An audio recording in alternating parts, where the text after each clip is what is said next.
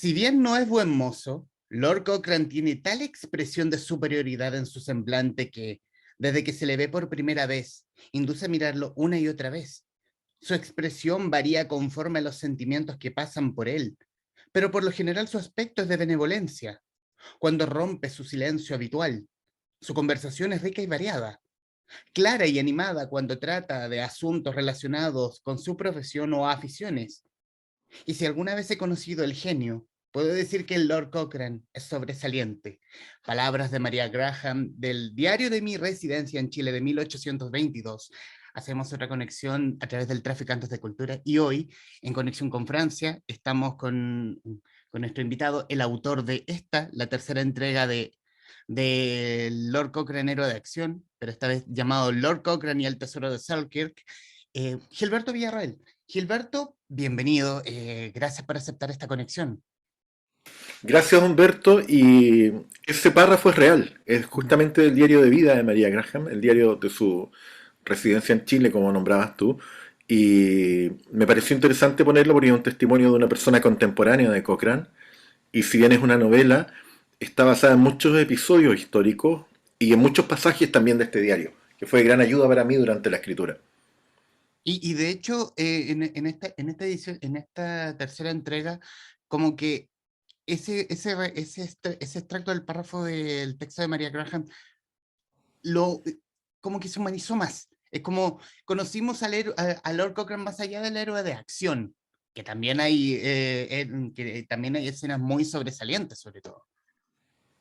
Claro, sí, esta novela es como un poco más reposada, entre comillas, que las dos primeras, pues las otras dos transcurren en un periodo de no más allá de una semana. Está muy concentrada la acción, hay mucha unidad de tiempo y de espacio, sobre todo en la primera, que transcurre casi toda en un fuerte, ¿no? En Fort Boyard. En cambio acá la acción toma varios meses, es el periodo en que Cochrane se está yendo de Chile, está muy amargado además porque el gobierno está desmantelando la escuadra, ya no confían en él, se están disputando el poder los generales O'Higgins y Freire. Cochrane tiene simpatía por ambos porque luchó al lado de ambos para consolidar la independencia de Chile. No quiere involucrarse en esta guerra, pero además lo llamó ya el emperador de Brasil para que comande la flota de Brasil contra los portugueses.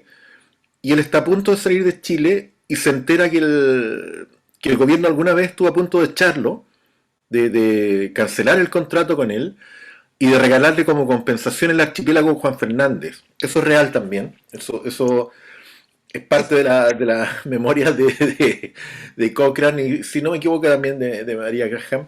Y yo lo uso como pretexto en esta novela para que él haga un viaje a Juan Fernández, que lo hizo. Hay un testimonio en el diario de María Graham, también en las memorias de Cochrane, pero yo lo mezclo acá con una historia de piratas con algunos toques fantásticos. ahí tenía muchas dudas porque obviamente este es un libro que me hizo obviamente googlear muchos datos. Ajá. Desconocía el dato, ese que, y había mucha desconfianza desde que Cochrane llegara a Chile a asumir la escuadra. Y ya que a alguien se le haya ocurrido la disparatada idea de como ya entreguémosle a Juan Fernández a cambio de compensación, como Juan Fernández, el archipiélago completo. Sería todavía un condado escocés, imagínate, habría quedado como herencia. De hecho, en Brasil, el emperador estaba tan contento cuando Cochrane liberó la mitad del territorio, de lo que es hoy día el territorio brasileño, la Amazonía incluida, que creó para Cochrane tres títulos de nobleza, entre ellos el de Marqués de Maranhão, y Douglas Cochrane, que es el actual Lord Cochrane.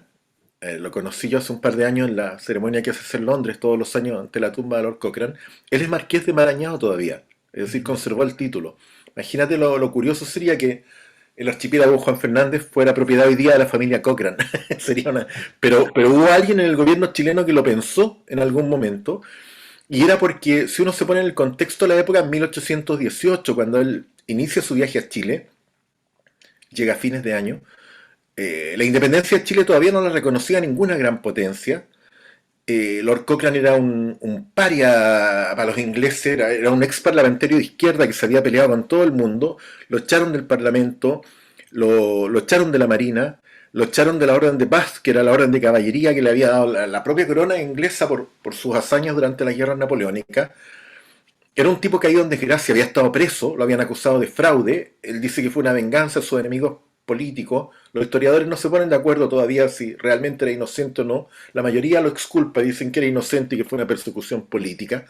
De hecho, su tío estaba bien involucrado y años después le pidió disculpas a una prima de él porque su tío lo haya metido en este lío, por culpa de él. Y entonces era complicado. Entonces el gobierno aparentemente en algún momento quiso recular y decir, bueno, nos va a traer más problemas con la corona inglesa, británica, traer a este hombre para acá que tenerlo. Y por eso surgió esta idea de Juan Fernández que me pareció tan pintoresca como historia que fue el gancho, como te digo, para la novela y de hecho una parte importante de la novela y la primera aparición de los piratas contra Cochrane tienen lugar ahí, en la isla Robinson Crusoe, que yo conocí el año 1998, así que afortunadamente, a pesar de que María Graham hace una descripción muy detallada, yo tenía también mis propios recuerdos para poder ambientar la trama. Y en la época en cuestión, ¿cómo llega a los oídos de O'Higgins, el director supremo de la época, el nombre, la figura de Lord Cochrane? ¿Qué hace que esta naciente república le confíe su naciente escuadra a este rebelde inglés, perdón, a este rebelde escocés? Ajá. Bueno, era un personaje ya muy famoso en su época. Piensa tú que en el año 1809 él había hundido la mitad de la flota de Napoleón frente a la isla de Aix, en la costa occidental de Francia, con botes explosivos que él ocupó como torpedos. De hecho, estuvo a punto de destruir toda la flota y solamente se salvó la flota porque él entró con los botes explosivos a la bahía, provocó la explosión, se alejó en un bote, volvió a su fragata, pero estaba bajo las órdenes de un almirante. A Cochrane lo habían enviado ahí para que hiciera una especie de desempate porque la flota inglesa llevaba mucho tiempo bloqueando a la flota francesa, no la dejaba salir de esta bahía, y a Cochrane lo mandaron desde Londres para que pusieran en marcha este plan experimental con estos torpedos que eran botes llenos de explosivos. Pero el almirante, por supuesto, que estaba a cargo del bloqueo, se sintió pasado a llevar. No le tenía simpatía a Cochrane, que era un tipo que tenía fama de rebelde en términos políticos. El almirante era un hombre muy conservador, muy religioso, y además no se atrevía a entrar a la bahía porque estaba llena de fuertes. Los franceses desde siempre tenían un sistema defensivo muy potente, desde la época de Luis XIV, artillaron todas sus costas, sus defensas, y los cañones se cruzaban, era muy difícil entrar. Sin embargo, Cochrane ya había estado merodeando en esa bahía y había calculado el alcance de los cañones. Se había dejado cañonear, muy valiente, tomaba nota en una libreta, eso es real, y sabía por dónde se podía mover.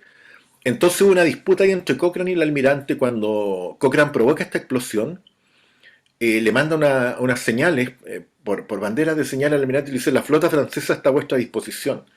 Y el almirante no entra, pues todavía tiene miedo de los cañones. Entonces Cochrane, ¿qué hace? Como él comandaba una fragata, leva el ancla y deja que la corriente lo arrastre, se hace el tonto, y se ve obligado él a combatir, pelea solo contra 3 buques franceses.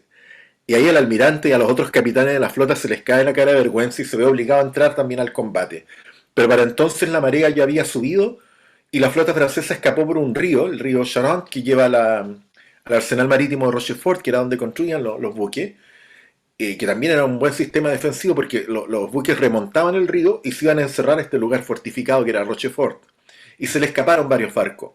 Entonces el propio Napoleón después escribió en sus memorias que Cochrane habría podido destruir toda la flota aquel día.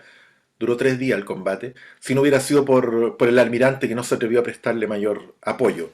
Pero esto lo convirtió en un gran héroe de las guerras napoleónicas, muy famoso, y como te digo, además era un parlamentario radical para la época que defendía el sufragio universal y otras causas perdidas en ese momento. Entonces era un buen candidato para el gobierno chileno, que envió un diplomático a reclutar oficiales. Y uno de los oficiales con que se reunió fue Cochrane. Y él estaba más que dispuesto en ese momento, pues estaba cesante, como te digo. Estaba trabajando además en un prototipo de buque a vapor. Y dijo, bueno, le voy a vender mi buque al gobierno chileno. El gobierno chileno va a tener una flota de barcos a vapor, que fue otra oportunidad perdida por Chile. Y se vino para acá. Así fue como se gestó su venida. Las negociaciones empezaron mucho antes, por ahí por 1816, 17, todo el tiempo que él se demoró en preparar su viaje. Y de hecho él tenía el plan de desviarse a la isla de Santa Elena y sondear a Napoleón a ver si se quería fugar con ayuda de Cochrane y traerlo a Chile para que comandara las tropas.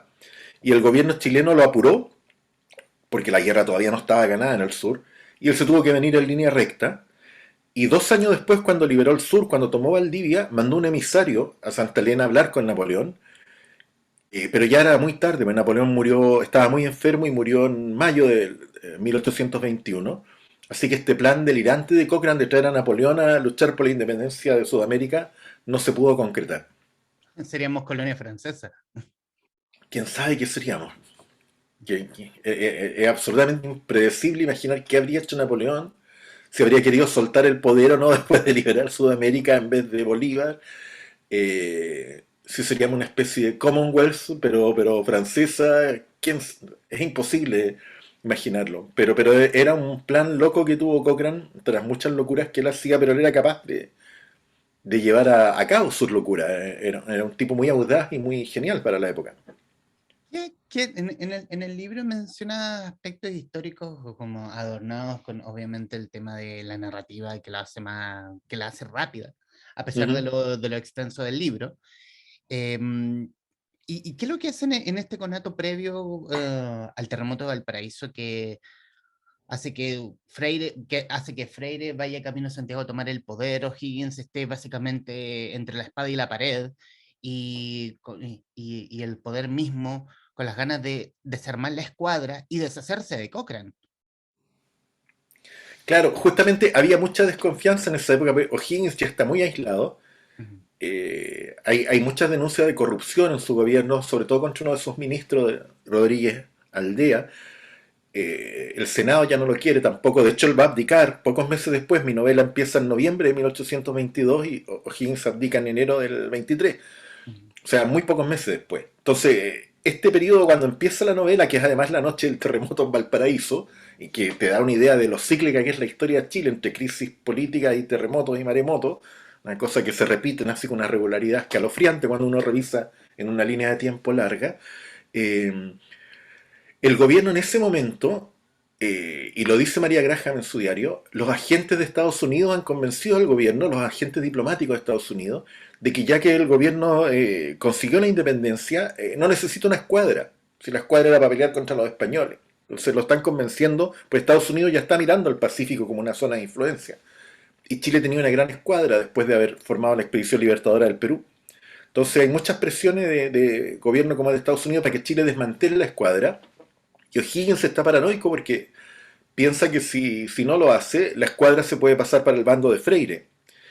Y Cochrane, como te digo, tenía relación de confianza con ambos. Había sido un leal subordinado de O'Higgins, al punto que se peleó con San Martín en Perú por defender siempre la causa del gobierno chileno cuando San Martín empezó a armar su propia flota, una flota peruana, y se proclamó protector del Perú. Entonces, había luchado lealmente bajo bandera chilena Cochrane, pero además se había hecho amigo de Freire en la campaña del 20, cuando Freire le pasó soldados, infantes de marina, en el fondo los primeros infantes, para capturar los 17 fuertes y baterías de Valdivia. Entonces Cochrane no quería involucrarse en una guerra civil, él redacta una proclama de despedida a los chilenos, que está en el libro, que es real también, donde él dice que no quiere involucrarse, y además ya los habían llamado de Brasil para que fuera a luchar ya con rango de almirante. Entonces, y para más remate, y por eso la novela empieza ahí, la noche del terremoto en Valparaíso, que afecta a toda la zona central, se viene abajo su hacienda en Valle Alegre, que es donde él había querido echar raíces. Él tenía la nacionalidad chilena en ese momento, se la habían dado por gracia desde que llegó a Chile. Él quería retirarse ya de las campañas militares, navales, quería vivir tranquilamente como agricultor el resto de sus días con su familia, su señora venía en camino, y este terremoto también le trastoca los planes. La posibilidad de una guerra civil en Chile y el terremoto lo terminan de convencer que ya no tiene nada que hacer ahí, y sí aceptar la oferta del emperador para ir a Río de Janeiro y comandar la Armada brasileña, crear y comandar la Armada brasileña. Eh, Tú, bueno, escribiste y produjiste la serie documental Lord Cochrane, Capitán de Mar y Guerra, rodada en 7 países. Eh, ¿Cómo nace el gusto por la figura de Cochrane? La fascinación. ¿Nace junto Sí. con la producción del documental? No, mira, hay como dos hitos. Porque cuando uno es chileno, cuando es chico, lo estudia en el colegio y, y es como la figura de uno de los libertadores de Chile.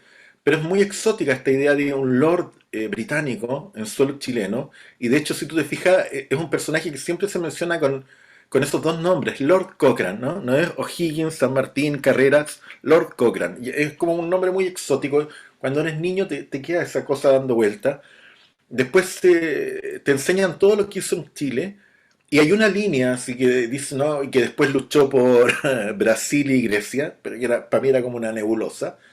Y sí recuerdo haber leído cuando niño un artículo de un historiador sobre su plan para rescatar a Napoleón. Y eso me voló la cabeza. Esa posibilidad de que la historia tuviera como varias líneas posibles, Ujú, como multiverso. ujú.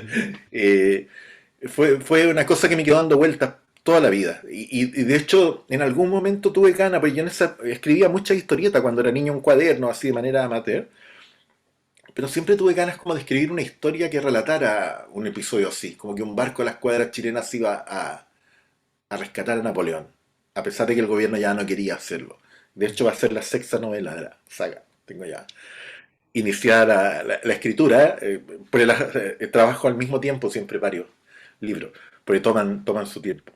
Y después ya el hecho que gatilló un trabajo más serio, el documental, fue que en el 2010 con mi ex señora, la editora chilena de libros, Teresa Vial, estábamos terminando un libro sobre ecología, proyectos favorables para el medio ambiente, se llama Chile Verde, y en el lanzamiento al cual yo no fui, ella me contó que había un descendiente de Lord Cochrane, que andaba con empresarios del rubro de las energías limpias.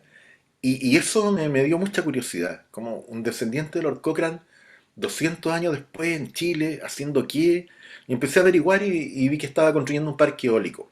Se llama Adam Bruce, que era escocés, que era descendiente por el lado de su madre, su abuela había sido nieta de Cochrane. Y me nació la idea de hacer un documental. Yo dije que hay una historia, porque un descendiente de Cochrane con un lado inventor también, en Chile 200 años después, y mi idea era que él fuera investigando la vida de Cochrane en los países en que vivió y luchó Cochrane y narrando el documental. Y bueno, empecé a desarrollarlo eso con un apoyo de un fondo Corfo, el guión, el trailer y todo. Y después el año 2014, cuando me vine a Francia, gané el concurso del Consejo de Televisión y eso me permitió rodar en 7 países. En Inglaterra, Escocia, Francia, Grecia, Chile, Perú y Brasil. En 16 ciudades reconstruimos realmente con ayuda de Adam, que se portó un 7. Él fue el narrador del documental, lo hicimos en inglés, así tipo BBC, quedó muy lindo. Los derechos los tiene UCB, que lo pasa todos los años, y aprovecho de contarles que está disponible también en Onda Media ahora. A través del Consejo de TV se puede ver gratis. Si lo buscan en Onda Media, Lord Cochrane, Capitán de Mar y Guerra, está disponible para territorio chileno. Así es que es una buena noticia esa también. Dura 90 minutos, son 3 capítulos de media hora cada uno. Y durante la escritura del documental, yo fui el productor y el guionista lo dirigió Christian Elwin. Y durante la escritura comencé a leer novelas napoleónicas, aparte de los libros de historia, como para empaparme un poco de la época. Y descubrí que Cochrane había inspirado un género en sí mismo que era la novela, la ficción naval napoleónica. Yo no conocía eso. Ujú. Y ahí apareció que el capitán Marryat, que había sido subordinado suyo en esta batalla de los botes explosivos en Francia, había empezado a escribir novelas inspiradas en Cochrane, novelas navales, en la época napoleónica, ambientadas en esa época.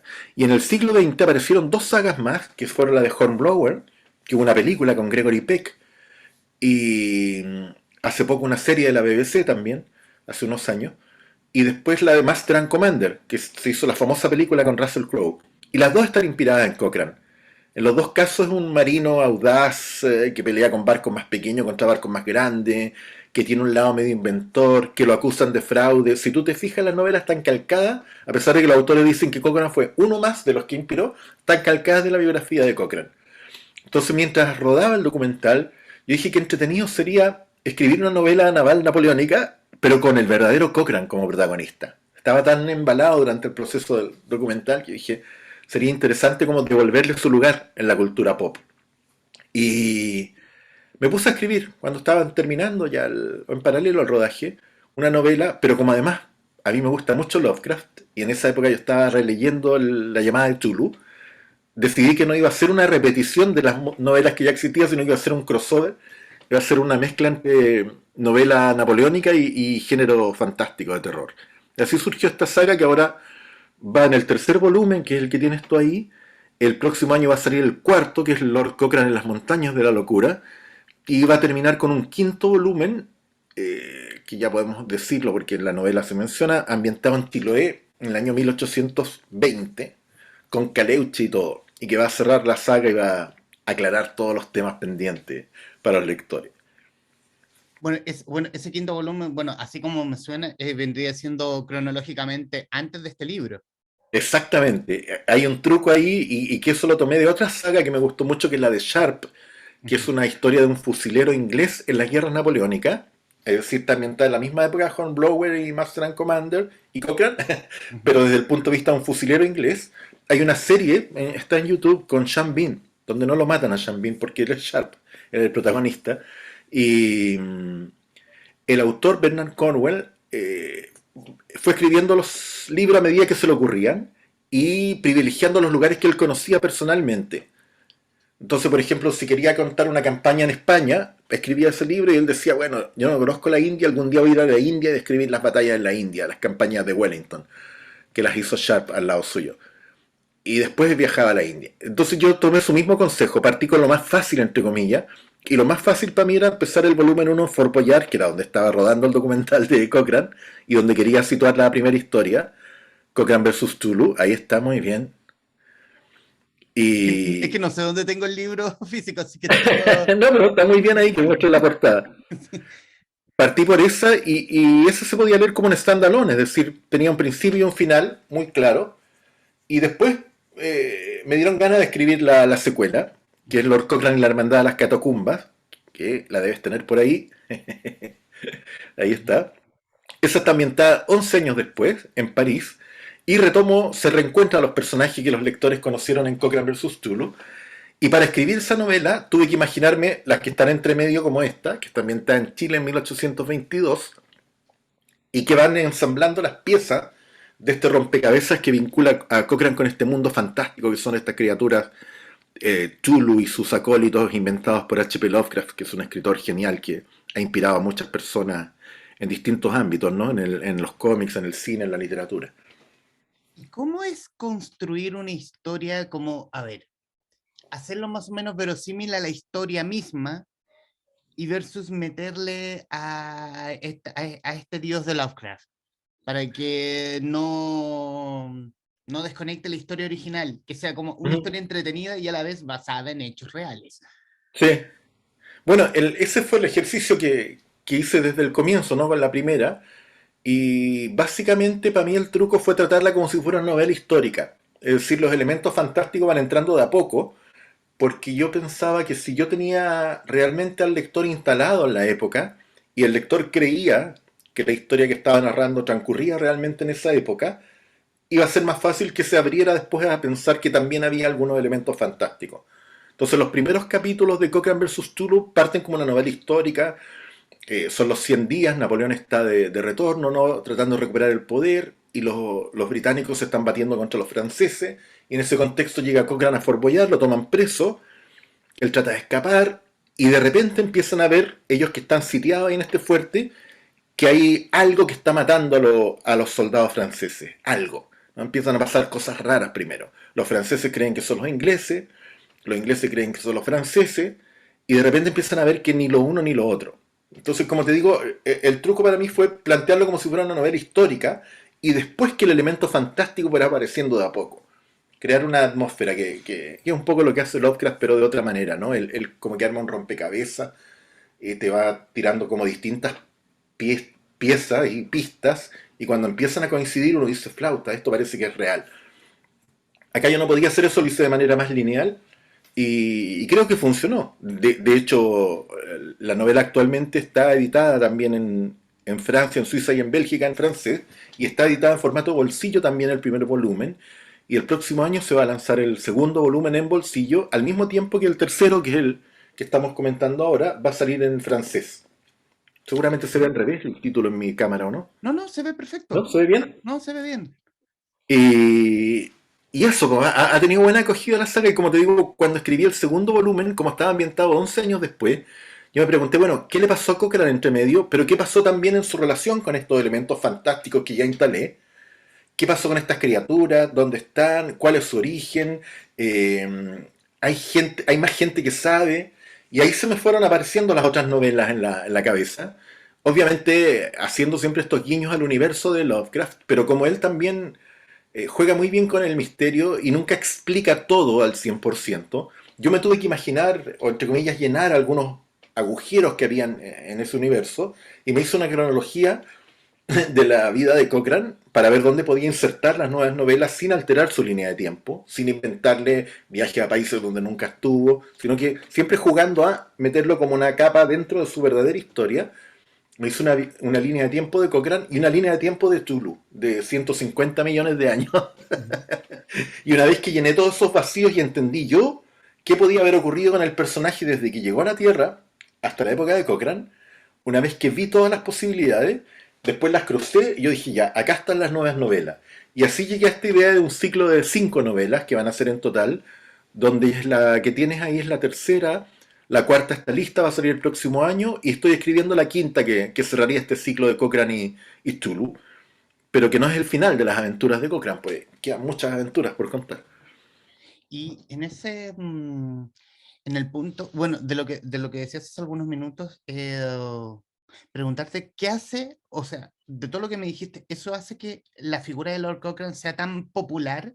O sea, parte de la cultura popular, que sea parte de películas, que sea parte de cómics, que sea parte de novelas de acción.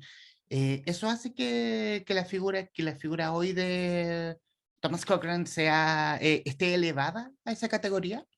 Es que era popular, pero indirectamente, porque como te decía, la gente lee Master and Commander y piensa que Jack Aubrey es un personaje ficticio, ¿no? El personaje que interpretó en el cine Russell Crowe.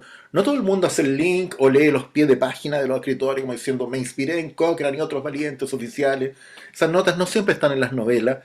Eh, entonces yo creo que no es tan conocido, es conocido como figura histórica en algunos países. Yo, como te decía, reconstruí su ruta en 16 ciudades. En Brasil, el Museo de la Marina tiene una sala completa dedicada a Cochrane. En Perú no lo quieren tanto, pero se peleó con San Martín. Y es un personaje más polémico. En Grecia también.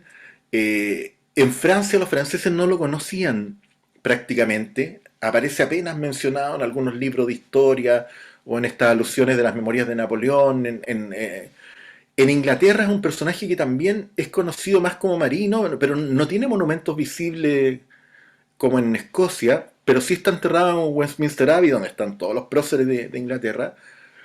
Pero yo te diría que para el inglés promedio tampoco es tan conocido. Algunos historiadores dicen que es un héroe más grande que Nelson, el almirante Nelson que murió en Trafalgar. A la hora de hacer un balance dicen que Cochrane hizo más cosas y que era más genial. Pero yo creo que un personaje que todavía estaba escondido dentro de la cultura popular, habiendo inspirado a otros personajes. Imagínate que Hornblower, por ejemplo, además de ser un personaje de novela, cuando Gene Roddenberry hace el piloto de Star Trek, de Viaje a las Estrellas para NBC, el pitching de él era Hornblower en una nave espacial. O sea, Ujú. el Capitán Kirk está indirectamente inspirado en la figura de Lord Cochrane también, si uno sigue la pista para atrás, pero son cosas que la gente no sabe. Entonces, lo que yo me puse como misión en estas novelas era como eso, como instalarlo también en la cultura popular, no solo como personaje histórico, donde ya está, y ya existe, y en Chile hay monumentos, y hay calles en Perú, y en Brasil, y hay monumentos en Escocia. Como personaje histórico está instalado, pero yo quería mostrarlo más en todas sus facetas, y por eso lo convertí más como en un héroe de acción, como un James Bond del siglo XIX, exagerando quizá algunas cosas, pero basándome siempre en hechos históricos, en sus dotes de inventor, en su pasado político y en sus campañas militares. Ahí no cambié nada, ¿no? Todas esas alusiones están basadas siempre en una extensa investigación histórica. Llevo 10 años ya buceando en el personaje.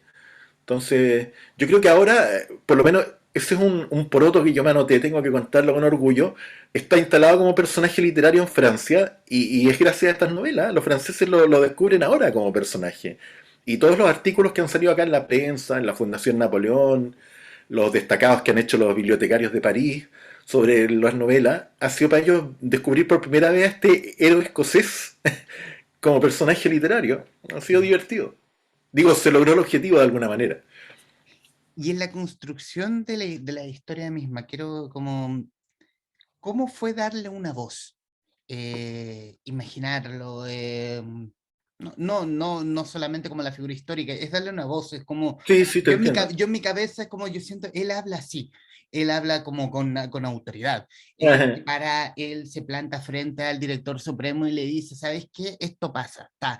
Y, Sí, y tampoco hay un miedo de decir como, ay, ¿qué me va a decir él? No, él lo va a decir porque mm, no pierde absolutamente nada. Es decir, renuncio y me voy a Brasil. Fin. sí. Claro, es interesante esa pregunta porque no es fácil, digamos, es como hacer hablar a Napoleón, ¿no? Que en algún momento me va a tocar también en una secta novela. Hay mucha investigación. Leí las memorias de Cochrane. Él escribió en su momento, cuando era viejo, con ayuda de un escritor, un ghostwriter, un libro que se llama Autobiografía de un marino, y que fue un gran éxito. Él estaba viejo ya, él era el último héroe vivo de las guerras napoleónicas, había recuperado su prestigio, sus condecoraciones al final de su vida en Inglaterra, y alcanzó a ver en vida un cierto reconocimiento hacia su figura. Y ese libro está narrado en primera persona, y lo he leído varias veces en inglés, en español, todas las versiones que he pillado. Después escribió otro que se llama Narración de mis servicios en Chile, Perú y Brasil, que es genial porque sigue las otras campañas. De lo único que no hay es de su campaña en Grecia, pero uno de sus hijos publicó de forma póstuma un libro que incluye también la campaña de Grecia, a partir de los documentos y cartas de Cochrane. Piensa tú que estos personajes históricos iban a todos lados con un secretario que tomaba nota de sus reuniones, elaboraba un acta, siempre tenían a alguien al lado para dejar constancia un poco para la posteridad de lo que estaban haciendo. Eran muy autoconscientes en ese sentido, pero como además se movían a nivel político, para evitar malos entendidos y calumnias, siempre andaban tomando notas y guardando las cartas y los decretos y todo. Tienen potentes archivos que se conservan hasta hoy día. Tuve la suerte de hablar con la familia Cochrane además para el documental. Entonces me contaba, por ejemplo, una anécdota que lo retrata muy bien a Bruce. Me decía que su abuela, la abuela de Adam, jugó en las rodillas de Lord Cochrane, era su abuelo. Imagínate tener esa conexión con el personaje. Y me decía que cuando él era viejo se disfrazaba con una piel de oso y perseguía a los niños, a los nietitos, hacia los guaguitos, con una piel de oso para enseñarles a vencer sus propios miedos. Imagínate un abuelo corriendo disfrazado de oso, Lord Cochrane cuando viejo. Entonces, llegó un momento en que me sentí como capaz de canalizar al personaje y darle un tono, una autoridad, como dices tú, decir, ya, así se va a portar. Y es sabido que era un tipo que muy inteligente, que planificaba muy bien las cosas, pero que tenía también un temperamento un poco sanguíneo. Y no era diplomático, no era un buen político, era muy intuitivo, se peleaba mucho con la gente. Entonces tenía como ciertas claves que me han permitido desarrollarlo ahí como personaje y tomar la opción también de que hable de una manera más contemporánea. La manera de redactar en aquella época es mucho más rebuscada, con frases mucho más largas.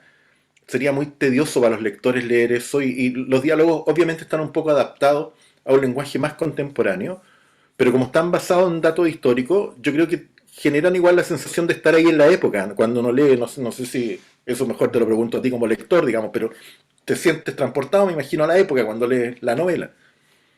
Ahí está como el momento en que comienza el terremoto Ujú. y uno dice como, este tipo está loco, pero comanda el Rising Star, pero con una habilidad y lo salva y es como, y claro, te pone en la época, pero también te pone como, oye, si esto fuera una serie, una película, esto sería tremenda escena, atento Netflix, sería tremenda escena. Claro, claro. Y también justamente, como estaba entrando en un terreno literario, me quise tomar algunas licencias. Por ejemplo, digo ahí que mide casi 2 metros. Ujú. En la vida real medía como 1,85 m más o menos. O sea, me tomé también la libertad porque yo creo que es parte del trabajo que uno puede hacer también O al sea, escribir. era un gigante para la época. No, gigante para la época, era mucho más grande que O'Higgins, que era petizo, ¿no? Higgins Ujú, dicen que medía entre 1,50 y 1,60, no más que eso, ¿no? Que ujú. era bien chico. Lord Cochrane era más alto, pero en mis novelas es más grande todavía. Decidí deliberadamente ponerlo como una especie de gigante para que fuera realmente un personaje literario, un tipo que siempre va a ser el más grande, el más imponente donde vaya. Y son parte de las licencias que se puede tomar uno también para terminar de armar un personaje literario. Yo creo que funciona, ¿no? Una especie de Tom Hardy, digamos, el actor, que es un tipo grande, así, eso sería un buen casting, por ejemplo. Y bueno, ya que lo planteas, hay mucho interés en adaptar el primer libro como serie. Hay una productora francesa que está negociando los derechos con el Departamento de Derechos Extranjeros de Random House en Barcelona. Así que de aquí a un tiempo a lo mejor vamos a tener novedades también, buenas noticias con eso. Uy, No sé cómo se las van a arreglar, pero yo cuando escribí, me suena eh, muy cara, pero muy buena. después de haber pasado por la experiencia de hacer películas de bajo presupuesto en Chile, yo me sentí muy libre cuando escribí la novela. Yo dije, una batalla, un barco a vapor, una tormenta, un monstruo. Yo dije, el papel aguanta todo. Y que divertido que ahora alguien quiera abordar eso desde el punto de vista de la producción audiovisual. Quiero ver cómo se la van a arreglar. Hay otra parte del libro y que obviamente me llamó la atención, lo busqué en Google, no lo encontré, Ujú. que era la impresión que le daba Cochrane a la llegada de Higgins a Valparaíso, con esta orden de guardias mapuches que tenía, Sí, lo consideraba como una orden pretoriana. sí, esa es una figura literaria, no es que Ujú, en la época le dijeran que era su guardia pretoriana, ujú. pero sí hay varios testimonios, entre ellos de María Pero se ve Reja así. también. Claro, Ujú, piensa que es una época de casi guerra civil. La guerra de independencia fue un conflicto principalmente entre chilenos. Las tropas españolas, los oficiales españoles llegan en un momento más tardío y siempre son menos, ¿no? Y siempre están comandando en el sur, por ejemplo, sublevando a los mapuches.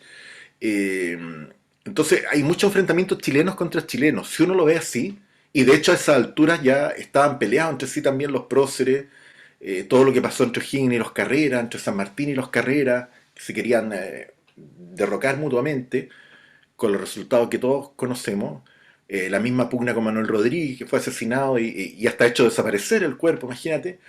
Era muy dura esa época y era básicamente un enfrentamiento entre compatriotas. Entonces era difícil confiar en los demás. Y O'Higgins, que había estudiado en el Colegio de Naturales de Chillán, con los hijos de los caciques, tenía una cercanía con el mundo mapuche, hablaba mapudungún, tenía una hija con sangre de pehuenche, que tuvo antes que Demetrio, y se movilizaba a todos lados con esta escolta, que le protegían la vida de un atentado. Entonces, eso no está inventado, digamos, es real. Y lo puse en la novela justamente para mostrar lo turbulentos que eran esos tiempos, que son mucho menos ordenados y organizados que como se ven en los cuadros de la época. ujú. Quiero irme a otro de los personajes, básicamente el villano, a Gervasio Corrochano. Corrochano. Lo único que encontré en Google fue una calle en Toledo. Y es todo lo No, que claro. encontré de Corrochano. Corrochano es ficticio, es un Ah, personaje de ficción. ujú, Porque si tú te fijas, históricamente los personajes contra los que combate están todos muy bien identificados siempre, el virrey del Perú, los capitanes de distintos barcos. Y acá para esta historia de pirata, que no pasó eso en el viaje de Juan Fernández, él peleó en distintos momentos de su vida y en distintos países contra buques piratas, pero el villano para esta historia es una invención y el apellido es de un compañero español en la Escuela de Cine de San Antonio de los Baños en Cuba, donde yo fui alumno de un taller en el 2002. Y es una humorada porque Ian Fleming, el autor de James Bond, usa los apellidos de los compañeros en Eton, que es una escuela muy elitista, ¿no?, de Inglaterra. Scaramanga, Blofeld eran sus compañeros de colegio. Entonces yo tomo los nombres de algunos compañeros, cuando necesito villanos españoles, de los compañeros que tuve en la escuela de cine de La Habana, que tenía compañeros de toda Iberoamérica.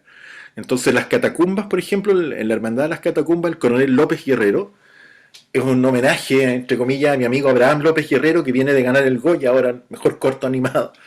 Y Corrochano era otro realizador sevillano que estudiaba conmigo, y cuando tuve que inventar al villano le puse su nombre. Pero los piratas del Águila en esta novela son ficticios. son personajes literarios, que están inscritos dentro de este contexto histórico, que es el viaje de Cochrane a Brasil, donde hace este desvío para explorar las montañas de la locura, que es la ficción de nuevo que viene de la obra de Lovecraft. Ahí donde yo cruzo estos dos mundos, ¿no? El de la novela histórica y la novela fantástica. Y que en la ficción las montañas de la locura están en Chile, Claro, la Antártica, ¿no? en la Antártica misma. Eso es una cosa que ahora yo he aprovechado de promover acá con mis editores franceses, ¿no? De bolsillo y de la edición normal, de decirles que Chile ha inspirado muchas obras importantes de la literatura y autores como Lovecraft, como Melville, como Edgar Allan Poe, y que yo lo que voy a hacer en esta saga es como recuperar eso también, el ángulo chileno de estas creaciones literarias, cruzándolo con el universo de Lord Cochrane. Es como Es una manera, Chile es una casa de monstruos mitológicos. pero es una manera de poner a Chile, situarlo bien de nuevo en el mapa. Como que me he ido poniendo más ambicioso, digo, con los libros. Primero quería instalar a Lord Cochrane como personaje, ahora quiero recuperar también todo ese imaginario chileno y mostrar cómo ha inspirado a otros grandes escritores y reciclar un poco esos mitos también bajo el alero de esta serie de capa y espada y de monstruos con Cochrane. Y en el... Bueno, mencionaba hace algunos minutos respecto de como la intención de llevar Cochrane versus Cthulhu a la pantalla grande, o sea, Ujú. película, serie, No, serie de televisión más bien. serie, perfecto. Y resulta que Déjame también hacer un... hace algunos días, porque también como llegó justo en el momento en que aparece las ganas de Guillermo del Toro de llevar las montañas de la locura al streaming. Yo lo Como, puse un post y dije, apúrate porque el próximo año Lord Cochrane va a las montañas de la locura. Puse un post en las redes sociales. apúrate, loco. ¿Cómo llega obviamente? Porque, bueno, la historia de Guillermo del Toro quería llevar hace mucho tiempo las montañas de la locura. Y ahora Claro, es parece que ahora complicado. está más cerca de hacerlo. Es súper complicado adaptar a Lovecraft porque si tú te fijas en su historia, y es parte de lo que él inventó, ¿no? Este horror cósmico, que los seres humanos aparecen como hormigas frente a estas criaturas ancestrales y de otros mundos, para las cuales la humanidad es absolutamente indiferente. Entonces las historias de Lovecraft a los humanos les va muy mal generalmente, mueren, se vuelven locos, Mm, no hay finales felices ni hay héroes tampoco. Siempre mm. son como víctimas de las circunstancias, o de su propio arrojo como expedicionario, o de su propia impulsividad. Entonces, el problema que tenía era ese, que se había conseguido a Tom Cruise en un momento como productor y como parte del elenco, seguramente para tener un héroe que entrara y saliera de las montañas, que es lo mismo que hago con Cochrane. Cochrane para mí es el único que es capaz de entrar y salir vivo de un lugar como ese, ¿no? Entonces, me funciona también de nuevo mezclándolo con una novela histórica y con el género fantástico. Lo que dice Guillermo del Toro ahora en la última entrevista es que ya no quiere hacer una superproducción, que quiere hacer algo mucho más pequeño, de otra escala, con menos decorado y más de atmósfera, yo creo que más fiel a Lovecraft. Y me imagino que si lo hace como serie de TV, incluso se puede dar el lujo de que muera casi todo el elenco, ¿no? Como un poco como esta serie de Terror que produjo Ridley Scott, sin final feliz, digamos, que es mucho más complicado para una producción de cine con un presupuesto grande y que necesita recuperar muchos costos. No se pueden arriesgar ahí un fracaso los productores. Entonces, por eso le ha costado tanto sacar adelante el proyecto. Pero yo creo que si lo enfoca como serie de televisión o como película para esta plataforma, puede que lo logre. Y yo estoy súper tranquilo, pero yo ya lo logré, yo ya terminé la cuarta novela, que es la que complementa esta otra, y hago que Cochrane recorra las montañas de la locura y vivo para contarlo. Bueno, en la historia en una conversación que tiene con O'Higgins es como lo mencionas, hombres que se vuelven locos, y ahí entra el corsario Alexander Selkirk, Ujú. que Es un nos personaje dice real. que es el personaje real, y que en la historia se vuelve loco, que lucha con este monstruo de nombre impronunciable, y que obviamente O'Higgins no le da juicio, pero sí Cochrane, porque sí luchó con ese Claro. monstruo Lo que se dice ahí innombrable. en la novela es que no se sabe si luchó o no, pero que encontró como la madriguera, ¿no? Ujú. Y que volvió loco de ahí, que vio algo más, ¿no? Vio otra. Pero claro, el gancho que uso yo ahí es como Selkirk estuvo abandonado en Juan Fernández 4 años, y que fue lo que inspiró la novela Robinson Crusoe y la isla. Se llama así hoy día Robinson Crusoe. Eh, Y dije, ¿qué pasaría si Cochrane en este viaje a Juan Fernández, como tenía pegado en la cabeza que le había hecho el viaje a Juan Fernández, qué pasaría si en este viaje él encuentra pistas dejadas por Selkirk que lo conduzcan al fin del mundo, a encontrar el pasaje que lleva a las montañas de la locura? Fue así como enganché a este personaje histórico que es Selkirk dentro de la trama de mi novela. Me parecía que podía ser un buen gancho y le daba esta amplitud de nuevo a decir, ah, pero hay pistas desde hace siglos, que es algo bien de Lovecraft también, ¿no? Cuando él va mostrando indicios de distintas épocas para crear estas realidades fantásticas. Y en los minutos que nos quedan de esta grabación, Gilberto, y Ujú. bueno, citar el último, uno de los posts que subiste a tu cuenta de Instagram, que es cuando siempre te preguntan cómo podemos leer Ah, los claro. libros, cómo podemos leer los libros, y que das la orden, y que das un orden preciso para poder llegar a él.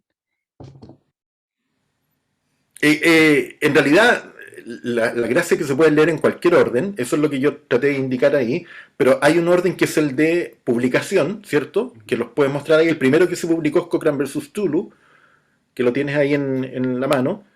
Sí, sí. Después se publicó Lord Cochrane y la Hermandad de las Catacumbas, que lo tienes también ahí. Y el que viene de salir ahora es Lord Cochrane y el Tesoro de Selkirk, ¿cierto? Exactamente. Y es que fueron publicados en 2017, 2018 y 2021 respectivamente. En 2020 publiqué una novela de vampiros que es Zona Cero, de la que hablamos el año pasado, que también en algún momento se va a publicar en francés. Y ese es el orden de aparición. Es decir, los lectores que han ido comprando los libros los han ido leyendo así. Y por lo tanto ahora con el Tesoro de Selkirk están yendo para atrás, están llenando vacíos entre el uno y el 3, ¿no? Que yo encuentro que es muy divertido ver a los personajes en distintos momentos de su vida, claro. Encontrar, Ahora, cronológicamente, leerlo desde y acá. ahora hay un orden cronológico que es exactamente, primero es Cochrane versus Tulu, 1815, después Lord Cochrane y el Tesoro de Selkirk, 1822, y después viene la Hermandad de las Catacumbas, que es 1826. Si uno lo lee en orden cronológico, también funciona. Ese es el trabajo que yo me di de tratar de hacer que los libros funcionen en cualquier orden de recorrido, que uno pueda entrar en cualquier momento de la saga porque los personajes hacen alusión en algún momento a lo que ha pasado en los otros libros, entonces el lector no queda perdido. Y seguí también ahí el recorrido que hace Bernard Cornwell en la saga de Sharp, porque él hace lo mismo. Tú caes por casualidad en un libro, yo entré así en su saga. Caes por casualidad en un libro, te gustó el personaje, hiciste con él una campaña militar, y si quieres leer otro, puedes leer otro, pero en cualquier orden. Entonces yo traté de hacer lo mismo. A pesar de que las novelas están inscritas dentro de un mismo arco argumental, componen un ciclo de 5, los lectores pueden entrar donde quieran. Son bienvenidos en cualquier momento los nuevos lectores. Y yo creo que los que lo han leído en orden de publicación, es decir, los lectores más fieles, que han ido comprando un libro cada año, van a disfrutar los guiños que hay, de ver a los personajes más amigos, menos amigos, cuando se conocieron, cuando ya han recorrido mucho camino juntos. Es bonito eso de reencontrarse con ellos en diferentes momentos. Yo creo que ese es como el placer más grande, pero como te digo, se puede leer en cualquier orden y comunitario. Hablar de las ediciones chilenas y sobre todo de las portadas, porque las portadas están Sí. con la pluma de Félix Vega, y que Una obviamente maravilla. le da un plus y pone como en el lugar preciso a Lord Cochrane. Sí, sí, Por ejemplo, una maravilla. la de este último libro.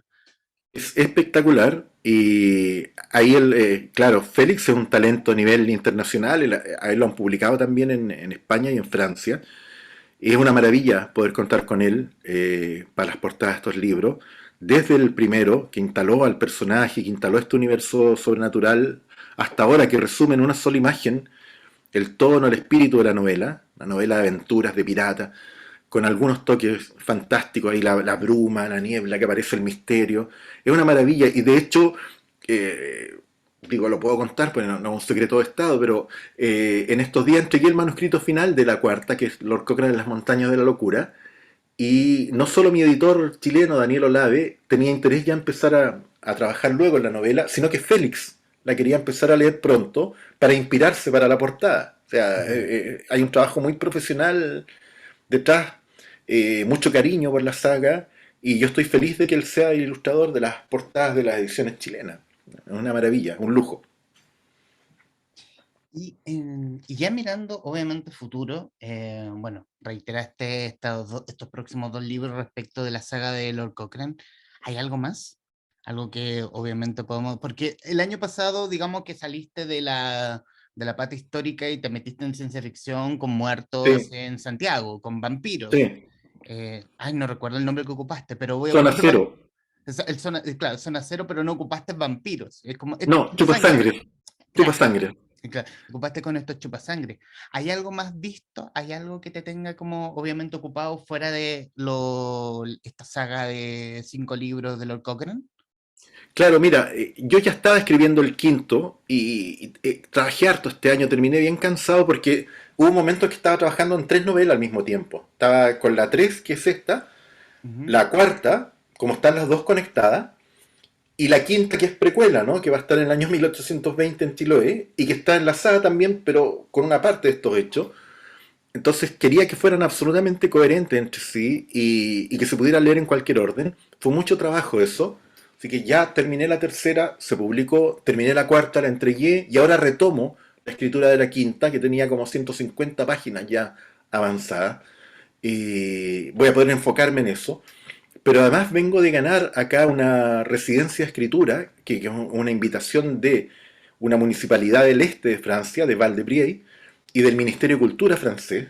Y voy a estar becado de enero a junio del próximo año en el este, en Val-de-Briey, en un edificio patrimonial, la Cité Radius, que la construyó Le Corbusier, el arquitecto, ujú. trabajando en un proyecto de escritura. Y para esa residencia yo postulé con una novela policial.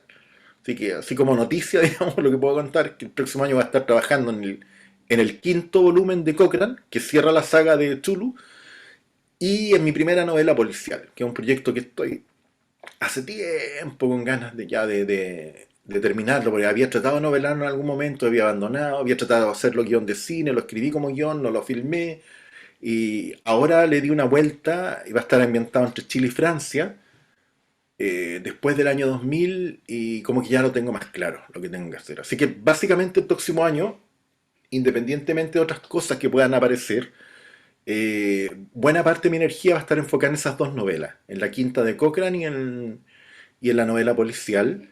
Y hay un sexto Cochrane que lo tengo medio botado todavía porque va aparte, pero que es el crossover de Cochrane y Napoleón. Esta idea de rescatarlo de Santa Elena. Esa va a ser novela histórica ucronía, ¿no? Porque va a tratar de rescatarlo en circunstancias que ellos nunca se encontraron. Pero eso va a ser como un prison break, ¿ah? Una semana ahí de suspenso en Santa Elena bajo las narices de 2000 guardias, a ver qué es capaz de hacer Cochrane. Oh, suena genial como No está mal. No, para Ah, nada. bueno, y la novela policial, el desafío que me puse es tratar de hacer el primer borrador en francés. Por hasta ahora yo he escrito todas mis novelas en español, aunque vivo en París, porque el francés no es mi lengua maternal, me ha costado mucho más aprenderlo. Ahora ya soy capaz de hablar y darme a entender. Me falta mucho mejorar mi ortografía todavía, la gramática, y es un desafío que me puse para el próximo año. A ver si soy capaz de escribir la novela policial, el primer borrador en francés. Tengo 6 meses para 3 días a la semana encerrado en el para ver si soy capaz de hacerlo. Una pregunta respecto de la saga que me cuentas de Lord Cochrane. Lord ¿Mm? Cochrane en Brasil, ¿no está como contemplada la historia o no hay nada que rescatar de su aventura Mira, brasileña? te voy a decir una sola cosa nomás. La saga Master and Commander son 21 novelas. Ujú. Ah, perfecto. Esto Me puede que... encantaría, me encantaría pulverizar su récord. pero hay ganas. Que tengo, si no como tantas carnes rojas y algo de ejercicio, capaz que lo logre, no sé. Bueno, ya, ahora sí en los minutos finales. Bueno, estos minutos finales son tuyos para que digas lo que guste respecto de este último libro, respecto a la figura de Cochrane, respecto a los lectores chilenos, de los franceses. Por Ok, favor, adelante. ya, pues. Bueno, muchas gracias. Estoy muy contento porque es la primera entrevista que doy en Chile sobre mi libro, sobre la tercera novela de la saga Cochrane. Así que muchas gracias a ti por este espacio. Gracias a los lectores también tan fieles que me ubican a través de las redes sociales, especialmente a Silencia, una bloguera que está organizando una lectura conjunta, que el año pasado fue una súper buena experiencia. Ella se conectaba con lectores online para comentar el libro a medida que lo iban leyendo. Y el último día yo me conecté con ellos y les leí unos capítulos del Tesoro de Selkirk. Y este año vamos a hacer lo mismo en enero Y les voy a leer un adelanto de Lord Cochrane en las montañas de la locura. A toda la gente que ya está quedando colgada con el tercer volumen. Así que gracias a los lectores chilenos, gracias a Random House por el compromiso que tiene con esta saga y por lo que han hecho en su departamento de Foreign Rights por proyectarla a otros países, donde ya se está publicando, como te decía, en Francia, en Suiza y en Bélgica. Estuve nominado a 3 premios en Francia, 3 premios literarios este año. Fue súper buena la acogida para el primer volumen. Y gracias a los libreros en Chile, yo no he viajado todavía, menos por la pandemia ahora, a hacer dedicatorias ni nada, así que los libros se han sostenido gracias al cariño de los lectores, gracias a las personas como tú, a los comunicadores, a la editorial, a todo el esfuerzo que hace por promoverlo, pero ha sido muy lindo ver que la gente ha hecho suya esta saga, sin estar yo de cuerpo presente en Chile. Así que, nada, pura gratitud y mis buenos deseos para todos y ojalá que salgamos luego de esta pandemia. Bueno, obviamente, ya ahora sí, como recomendarles a quienes nos verán, a quienes nos escucharán a través del podcast, tremenda aventura, porque, y yo lo subí a mi cuenta de Instagram, porque es como leer la historia, ver la portada, y es Hans Zimmer y tatatán, tan, tatatán, tan, tatatán, tan, tatatán. Literal, es Piratas del Caribe, pero con Lord Cochrane. Bueno, ojalá que en algún momento lo vean en imágenes de movimiento también. Como te digo, hay unos productores acá que están súper motivados y muy interesados en el primer libro y en los siguientes también. Así que ojalá que eso también llegue luego a puerto. Está caminando bien en todo caso. Gilberto Villarroel, autor de Lord Cochrane y El Tesoro de Selkirk, editado por Suma de Letras en conversación con los traficantes de cultura. Mi estimado Gilberto, muchísimas gracias. Gracias a ti, Humberto, y saludos a todos los lectores. Hasta pronto. A quienes nos están viendo, escuchando, gracias. Nos veremos en cualquier momento. Adiós. Chao.